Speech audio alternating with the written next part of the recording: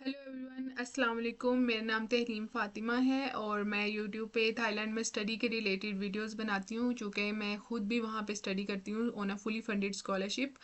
और मैंने काफ़ी अरसे से वीडियोस बनाना छोड़ दी थी क्योंकि मैं अपने मास्टर्स की फ़ील्ड ट्रिप में मसरूफ़ हो गई थी। उसके बाद मेरा सेमेस्टर एक्सचेंज था नेपाल में और उसकी वजह से भी मैं मसरूफ़ हो गई थी। वीज़ा सिचुएशन एंड ऑल को मैं हैंडल कर रही थी, तो मैंने वीडियोस बनाना छोड़ दी।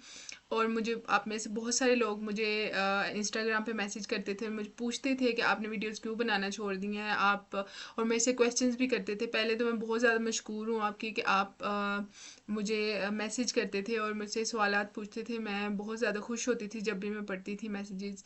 और दूसरी बात कि मुझे बहुत सारे स्टूडेंट ने स्टडी इन थाईलैंड में इंटरेस्ट शो किया और मुझसे बहुत सारे क्वेश्चंस पूछे, जो मैं कुछ को तो मैंने इंस्टाग्राम के ऊपर ही रिप्लाई कर दिया, लेकिन मैंने मुनासिब समझा कि मैं एक लंबी सी वीडियो बनाऊं और उसमें आप सबके क्वेश्चंस को एड्रेस करूं।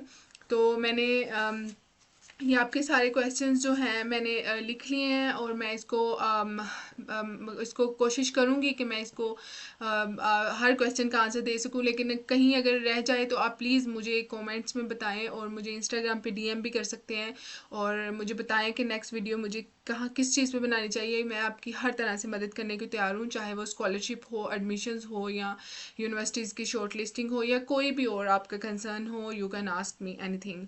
चलें तो वीडियोस को स्टार्ट करते हैं और I would try to cover everything in one single video, but अगर फिर भी रह गए कुछ क्वेश्चंस तो आप मुझे बताइएगा, मैं उनको एड्रेस करने की कोशिश करूँगी। और चलें स्टार्ट करते हैं कि why should student choose Thailand as an option for study. पहले तो ये बात जो इम्पोर्टेंट है वो ये है कि Thailand is a most affordable country in terms in comparison with European countries और the western countries like USA, Australia and UK. और वहाँ पे बहुत सारी सैचुरेशन भी हो गई है और वहाँ पे स्कॉलरशिप, फुली फंडेड स्कॉलरशिप मिलना बहुत मुश्किल है। तो थाईलैंड जो कंट्री है ना, इसको लोग जो स्टूडेंट्स हैं वो इतना ज़्यादा प्रेफर नहीं करते। हालांकि इसको प्रेफर करना चाहिए। यहाँ पे आपको फुली फंडेड स्कॉलरशिप भी मिल जाती है अगर आपका सीजीपीए थोड़ा सा अच्छा है। मतलब ये नहीं कि हार्ड कोर सीजीपीए हो, बहुत ज़्यादा अच्छा हो तो फिर ही आपको स्कॉलरशिप मिलेगी। अगर नॉर्मल सीजीपीए भी आपका है और थोड़ी बहुत आपने वॉलंटियर की है या कोई आपने लीडरशिप एक्टिविटीज़ में पार्टिसिपेट किया है तो आपको फुली फंडेड स्कॉलरशिप आराम से मिल जाएगी, जिसका मैं आपको एक और वीडियो में तरीका भी बता सकती हूँ कि किस तरह से आपने फुली फंडेड स्कॉलरशिप लेनी है और आप आराम से यहाँ पे मास्टर्स कर सकते हैं। और दूसरा, इसका वीज़ा प्रोसेस बहुत इजी है। और यहाँ पे जो थाईलैंड है ना, वो पाकिस्तान के प्रोफेसर्स को, इंडिया और जो भी साउथ एशियन कंट्रीज़ हैं इनके प्रोफेसर्स को यहाँ पे बुलाते हैं और बुला के कॉन्फ्रेंसेस वगैरह करते हैं और उनको मोटिवेट करते हैं ताकि वो पाकिस्तान और या किसी भी अपने मुल्क में जाएं और जाके बताएं लोगों को कि थाईलैंड का वीज़ा प्रोसेस कितना अच्छा है और यहाँ पे स्टूडेंट्स को क्यों आना चाहिए, यहाँ पे स्कॉलरशिप्स की कितनी अवेलेबिलिटी है। लेकिन अनफॉर्चुनेटली प्रोफेसर्स जाके बताते नहीं हैं। लेकिन ये मेरी और मेरे जैसे जो स्टूडेंट जो थाईलैंड में पढ़ते हैं उनकी जिम्मेदारी है कि हम अपने फेलोज़ को या अपने स्टूडेंट्स को बताएं कि वो यहाँ थाईलैंड को एज अ ऑप्शन चूज़ करें। ये बहुत ही अच्छा कंट्री है in terms of finances and tuition fees और स्कॉलरशिप। और दूसरी बात कि इसकी लोकेशन बहुत अच्छी है। थाईलैंड जो है वो आपको पता है कि साउथ ईस्ट एशियन कंट्री में है। ये चूंकि एक डेवलपिंग कंट्री है but it's still so good. अगर एक डेवलपिंग कंट्री से हम इसको कंपेयर करें तो ये डेवलपिंग कंट्रीज़ के बहुत आगे जाके हम इसको पाएंगे। इसके इंफ्रास्ट्रक्चर, रोड्स, ट्रांसपोर्टेशन और टैक्सेशन सिस्टम बहुत अच्छा है, जो एक डेवलपिंग कंट्री में हमें नज़र नहीं आता, जो इंडिया पाकिस्तान वगैरह में हमें वो चीज़ नज़र नहीं आती। और दूसरी बात ये कि ये साउथ ईस्ट एशिया में है तो हमें साउथ ईस्ट एशिया में जाने के लिए ना बहुत ही आसानी मिल जाती है। एक तो पाकिस्तानियों के लिए या इंडियंस के लिए बहुत से साउथ ईस्ट एशियन कंट्री है जो वीज़ा ऑन अराइवल हमें दे देते हैं।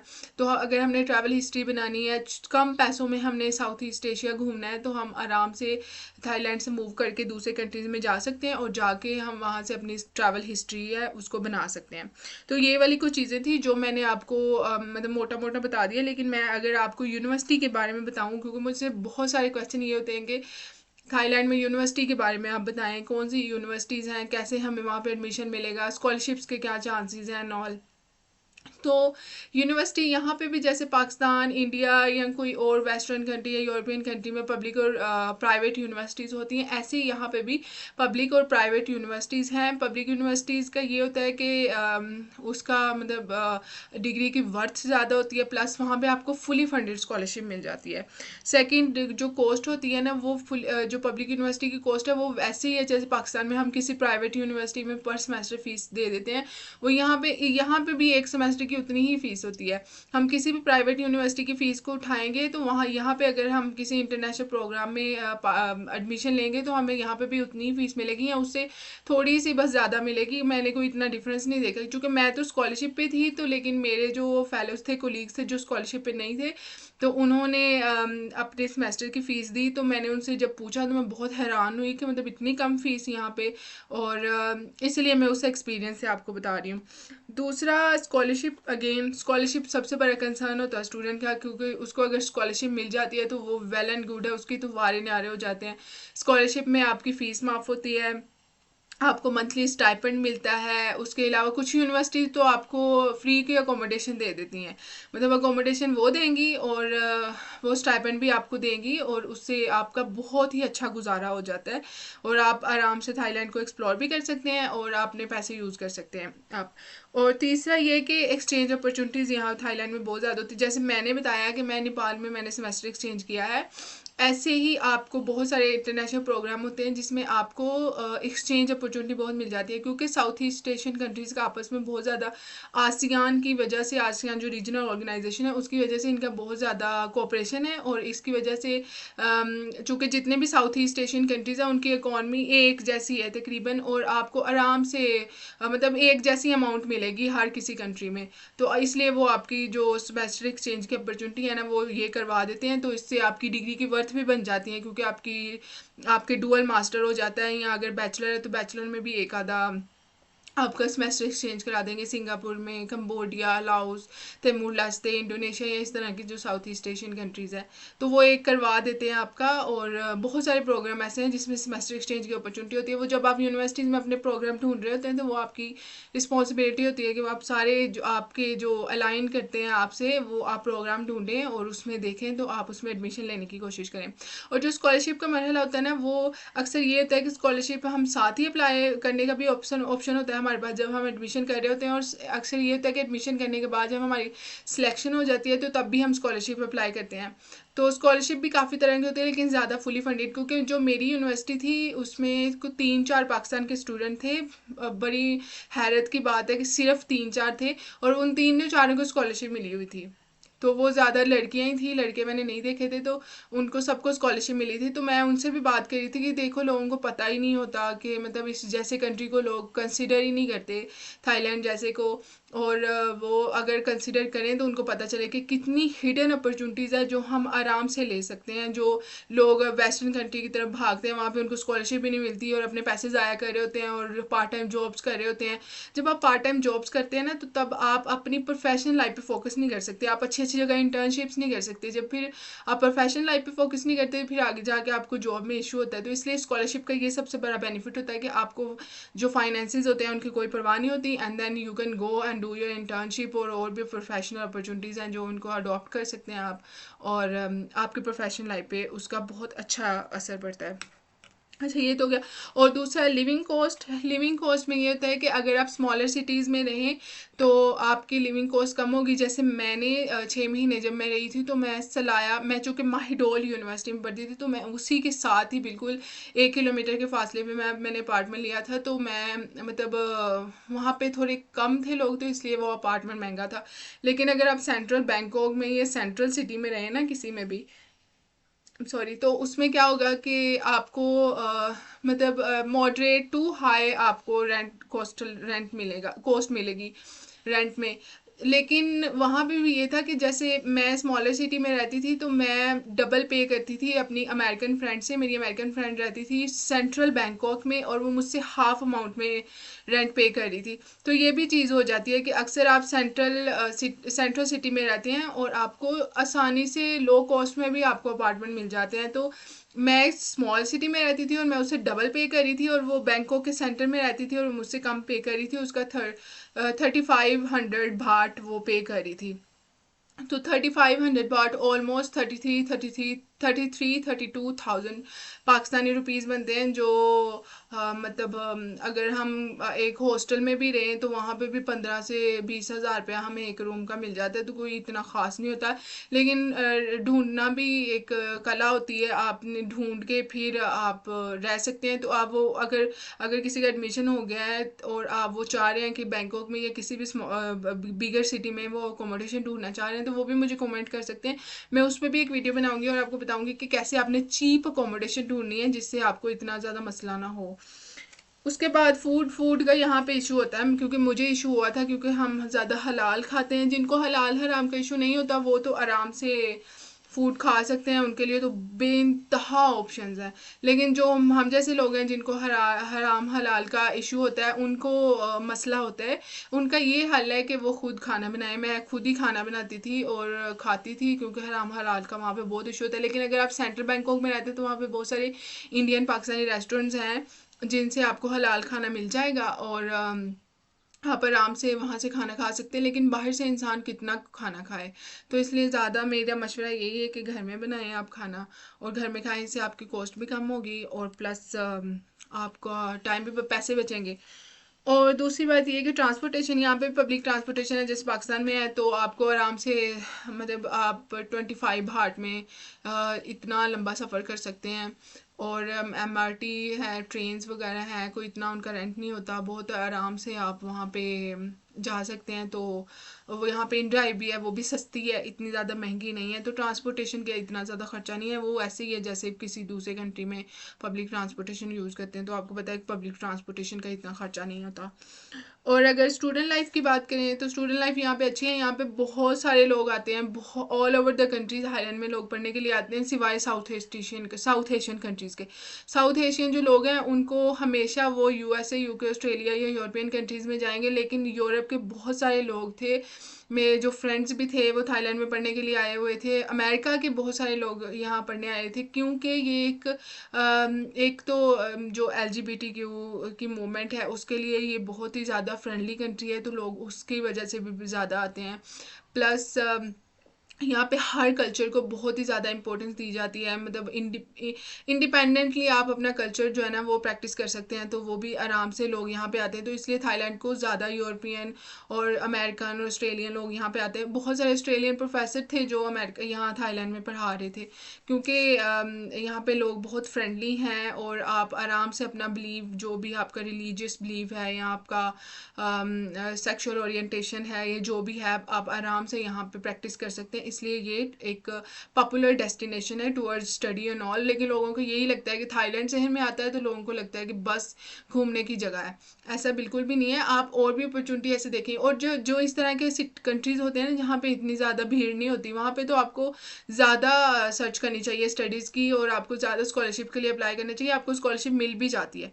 मेरी स्कॉलरशिप थाईलैंड की तरफ से नहीं थी, मेरी एक्सटर्नल फंडेड स्कॉलरशिप है। उसको भी मेरी स्कॉलरशिप के बारे में भी आप जानना चाहते हैं तो आपको मैं वीडियो में एक वीडियो उस पर बना सकती हूँ, जस्ट कमेंट डाउन, तो मैं ना उसके बारे में बनाऊंगी आपकी वीडियो। अच्छा, ये लिविंग कॉस्ट के बारे में भी हो गया, और मैंने बता दिया आपको रेंट के बारे में भी कि स्मॉलर सिटीज़ में क्या सिचुएशन होती है और बिगर सिटीज़ में क्या सिचुएशन होती है। Based on luck, your luck, कि अगर आपको बिगर सिटी में चीप अकोमोडेशन मिल जाती है, और मिल भी जाती है, क्योंकि मेरे सामने एक केस था, मेरी अमेरिकन फ्रेंड मुझसे कम रेट हाफ रेंट पे करी थी।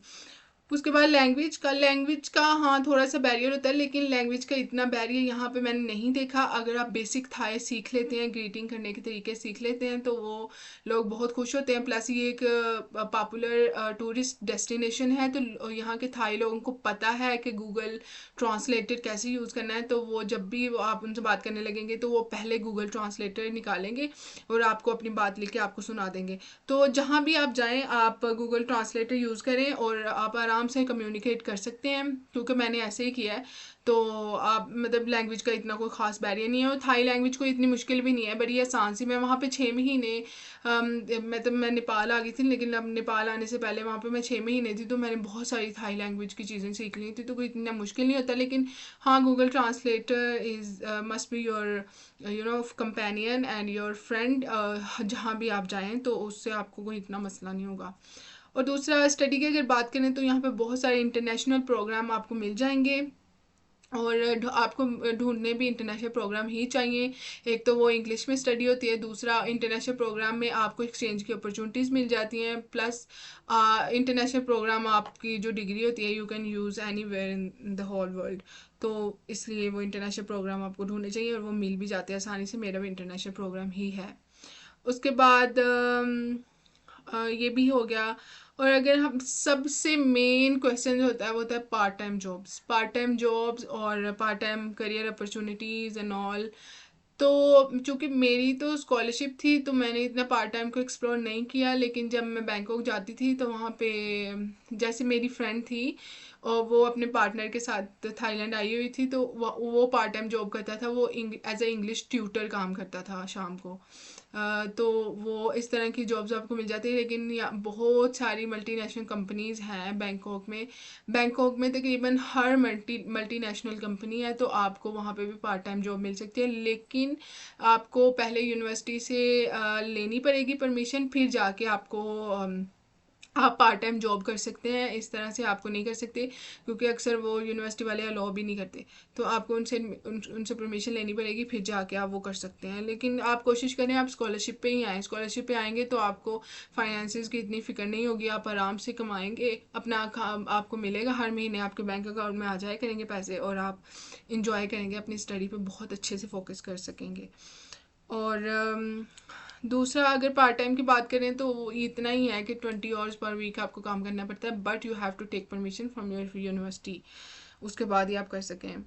और अगर सोशल लाइफ की बात करेंगे तो मैंने आपको बता दिया है कि आप यहाँ पे अपना कल्चर प्रैक्टिस कर सकते हैं, अपनी रिलीजन को प्रैक्टिस कर सकते हैं, आपकी जो भी सेक्सुअलिटी है आप उसको यहाँ पे प्रैक्टिस कर सकते हैं। तो Thailand is a very comfortable country for all the people जो मतलब जो अपने कंट्री में वो चीज़ें प्रैक्टिस नहीं कर सकते, लेकिन थाईलैंड में कर सकते हैं। और यहाँ के लोग बहुत ही ज़्यादा नाइस हैं, बहुत फ्रेंडली हैं, बड़ी सी स्माइल के साथ आपके साथ बात करेंगे, और आपके जो थाई फ्रेंड्स हैं वो आपकी इतनी मदद करेंगे। जैसे मैं आई थी तो मुझे बहुत सारी चीज़ों में ज़रूरत थी, तो मेरी थाई फ्रेंड मतलब मैं अभी थाई फ्रेंड बने ही थे, अभी 1 हफ़्ता ही हुआ था मेरी फ्रेंडशिप को, और उन्होंने बहुत सारी चीज़ों में मेरी मदद की थी। तो मेरा जितना भी एक्सपीरियंस है थाई लोगों के साथ बहुत अच्छा है, वो बहुत फ्रेंडली होते हैं, बहुत कोऑपरेटिव होते हैं।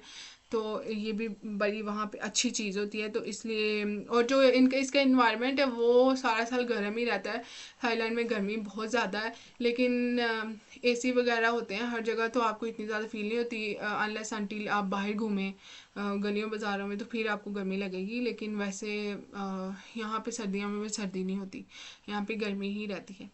और ये इसका एनवायरनमेंट है। अच्छा, मैंने सारी चीज़ें कवर करने की कोशिश की है, अगर कुछ रह गया है तो फिर भी मुझे बताएं। आप मुझे मुझे कमेंट करके बताएं कि मैं अगर था यूनिवर्सिटीज़ की लिस्टिंग के बारे में आपको बताऊं, किस यूनिवर्सिटी में एडमिशन लेना चाहिए, कैसे स्कॉलरशिप आपको ढूंढनी चाहिए। अगर इस तरह के आप क्वेश्चंस और भी पूछना चाहते हैं तो प्लीज़ मुझे बताएं, मैं आपके लिए बनाने को तैयार हूँ, और आपके हर क्वेश्चन को एड्रेस करने की कोशिश करूँगी। और अब मैं कोशिश करूँगी कि मैं यूट्यूब के ऊपर अब मैं रेगुलरली वीडियोस बनाऊँ, लेकिन आप लोग मुझे बताया करेंगे किसके ऊपर मैं बनाऊँ। अगर आप चाहते हैं कि मैं अपनी स्कॉलरशिप के ऊपर बनाऊँ कि मैंने कैसे स्कॉलरशिप ली और मुझे कितनी अमाउंट मिलती है, और मेरा सेमेस्टर एक्सचेंज की अपॉर्चुनिटी मुझे कैसे मिली, और ये स्कॉलरशिप में मैंने कैसे अप्लाई किया, तो उसके बारे में मुझे बताएं, मैं आपको बताऊँगी। और स्कॉलरशिप एज ए जनरल कि कैसे आपने स्कॉलरशिप लेनी है। तो उम्मीद है कि आपको मेरी वीडियो पसंद आई होगी, और उम्मीद है कि मैंने वो सारे क्वेश्चंस को एड्रेस किया जो आप मेरे से पूछते हैं। अगर मेरा कहीं से रह गया तो आप मुझे बताएं, मैं आपको दोबारा वीडियो में बता दूंगी। आप मुझे डीएम तो करते ही हैं, तो आप मुझे डीएम भी कर सकते हैं। और बाकी बहुत ज़्यादा शुक्रिया आपने मेरी वीडियो देखी। अगर आपको पसंद आई है तो प्लीज़ इसको लाइक करें, और मेरे चैनल को सब्सक्राइब करें, और अपने फ्रेंड्स के साथ शेयर करें जिनको थाईलैंड में स्टडी जो है वो करने के लिए वो ख्वाहिशमंद है। और बहुत शुक्रिया आपका, थैंक यू सो मच। अल्लाह हाफिज़।